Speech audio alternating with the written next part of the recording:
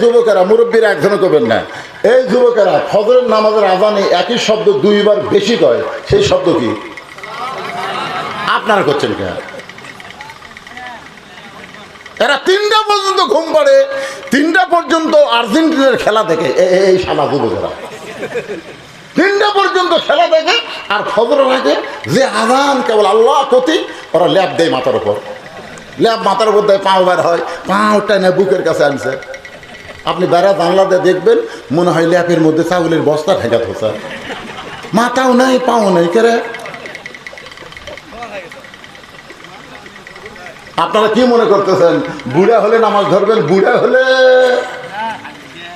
আল্লাহ হাসরের ময়দানে বলবে, তোর শৈশবকালের কোনো হিসাব দেওয়া লাগবে না, তোর বুড়াকালের কোনো হিসাব দেওয়া লাগবে না, খালি যৌবনকালের হিসাব দিয়ে জান্নাতে যাও। ধরে বলেন কত ঠিক কথা বলে? 7 বছর থেকে নামাজের তালিম দেওয়া লাগবে, 10 বছর থেকে পড়বার না চাইলে ঘাড় ধরে মসজিদে নিয়ে যাওয়া লাগবে। হুকুম কার? হুকুম কার?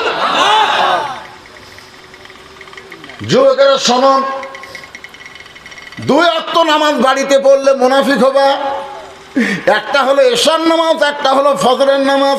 এই 2 ওয়াক্ত নামাজ তোমাকে জামাতে আদায় করা লাগবে।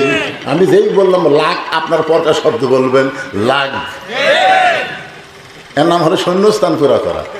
এইরকম করে যদি ওয়াজ শোনেন, একটা লোকের ঘুম ধরবে না। কি আপনাকে ক্লান্ত লাগতেছে? আপনারা বলেন তো, বারান্দাত কারা নামাজ পড়ে? হয় নুল্লিন মুসাল্লিন, শেষে আসে আগে যাবি, শেষে আসে আগে যাবি। এরকে ধান্দাই হলো মসজিদের মধ্যে বেশি সময় দেওয়া যাবে না। এরা আগে কাতারে যাবি না তো, আগে কাতারে নামাজ পড়ে যেই পিছন দিকে তাকাছে দেখে একজন নিয়ত করছে, তো নিয়ত করছে রে আরে ওই যে বাড়াবি, ওই যে ছটফট করে 2 রাকাত নামাজ পড়া বাড়াবি। মাগরিবের ফরজ সুন্নত 2 রাকাত আছে, ওই 2 রাকাত পড়ে দেখে এরা ভর্তি কান ধরে তওবা করতে, তার জীবনের সামনে কাতারে আসে। আজকে ভুল করছি। আল্লাহ রাসূল বলেছেন, সামনে কাতারের খালি সওয়াব যদি আমি বলে দিতাম, সামনে কাতারে মুসল্লি আসার জন্য মারামারি শুরু করে দিত, এত সওয়াব আল্লাহ সামনে কাতারে দেবে। না সুবহানাল্লাহ। এখন আপনারা বলেন তো, কোন দল ক্ষমতা গেলে ইমামতি করবার পারবি? ও কত শরম লাগিচ্ছে। আর জামাতের নাম ধরার দরকার নাই। আলেম ওলামার দল যদি ক্ষমতায় যায়, আল্লাহ ওয়ালার দল যদি ক্ষমতায় যায়, তাহলে তারাই শুধু ইমামতি করতে পারবে। ধরে কথা কন না কেন ভাই, কথা কন না কেন? নেতা যদি দেখবার চাও, মসজিদে যাও, মেহরাবের মধ্যে কে নামাজ পড়াচ্ছে আগে সেটাও দেখো। আমার গ্রামের মসজিদে 3 জন মুসল্লি, আওয়ামী লীগ, বিএনপি, জামাত। হুজুরের মা অসুস্থ, হুজুর হাসপাতালে চলে গেছে মা উঠলে। এখন হুজুর মসজিদে আসেনি। এখন এরা 3 জন খালি বাবার ঘড়ি দেখতেছে। আমি ঢুকবার চাই দেখতেছি আর 1 মিনিট আছে। আমি ঢুকলি এরা 3 জন জোর করে আমার সামনে দিবে। দরকার নাই, দেখি আজকে কি হয়। আমি জানলাতে দেখে আস্তে করে ব্যাগ দেখ এই দরজার ফাঁকে থাকলাম। যেই 1 মিনিট পার হয়ে গেল, তখন আওয়ামী লীগ বলতেছে, কে রে আজকে মনে হয় হুজুর আসবি না।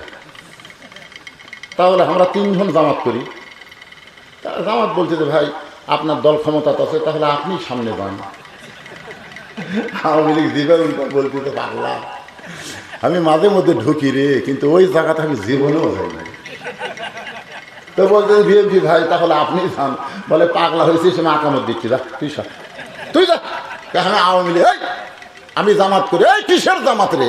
মসজিদের মধ্যে আওয়ামী লীগ, বিএনপি, জামাত 3 জন ভাই ভাই আমার এক কাতারে নামাজ পড়তে চাই। সুবহানাল্লাহ। তার মানে মসজিদ কার ঘর? আরো ধরে বলে, আল্লাহর ঘরের মধ্যে যেমন দলাদলি চলে না, সমস্ত মুসলমান কাতারবদ্ধ হয়ে নামাজ পড়ে। যেদিন বাংলাদেশ আল্লাহকে দিবার পারবেন, সেদিন বাংলাদেশের মধ্যেও দলাদলি থাকবে না, সব মুসলমান এক দল হয়ে যাবে। ধরে কোন ঠিক কিনা? রাখালকে উমর বলতেছে, যদি সত্যি দেখবার চাও, ফজরের নামাজ কোন জায়গা?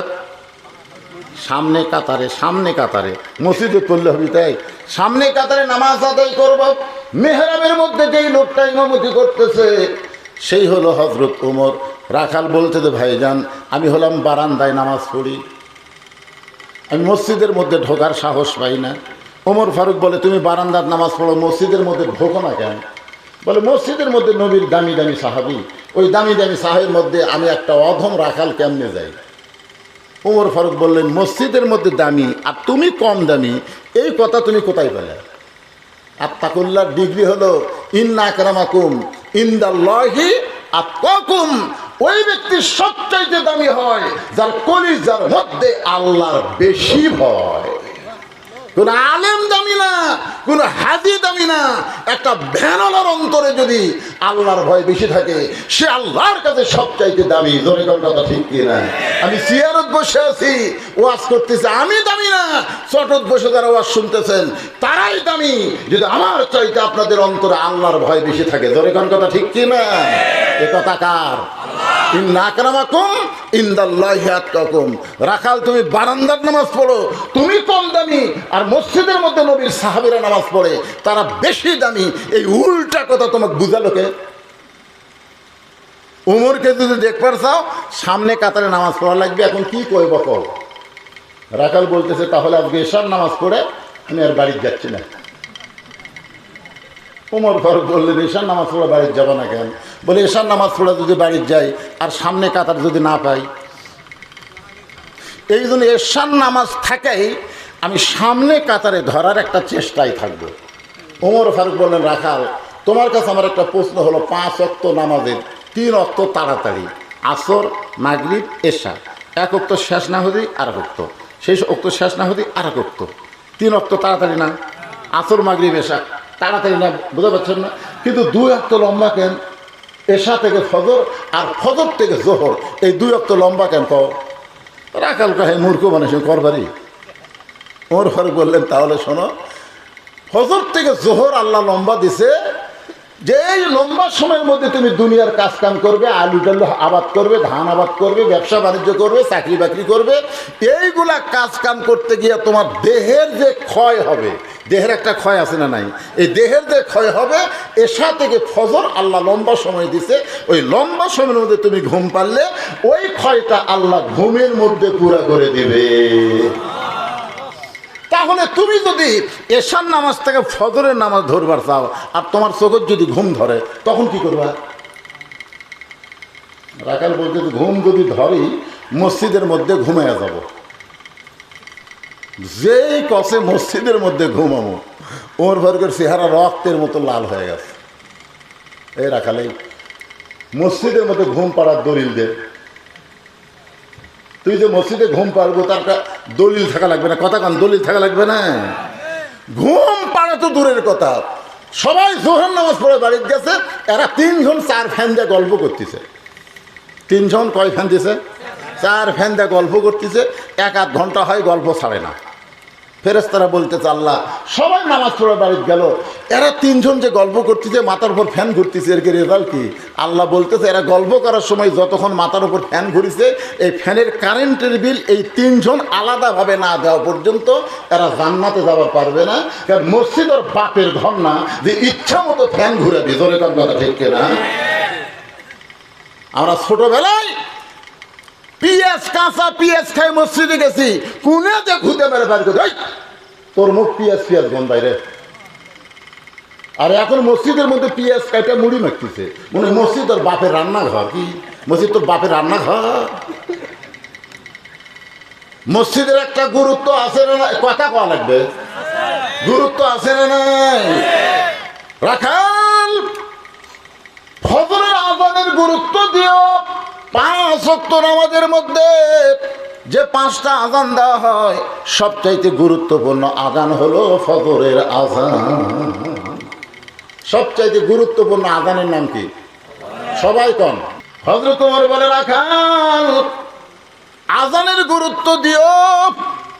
এতদিন রাখাল নামাজ পড়ছে বারান্দায়, বারান্দায় যারা নামাজ পড়ে এরা কিন্তু আযানের গুরুত্ব দেয় না, এরা আকামতের গুরুত্ব দেয়। জোরে কন ঠিক কিনা?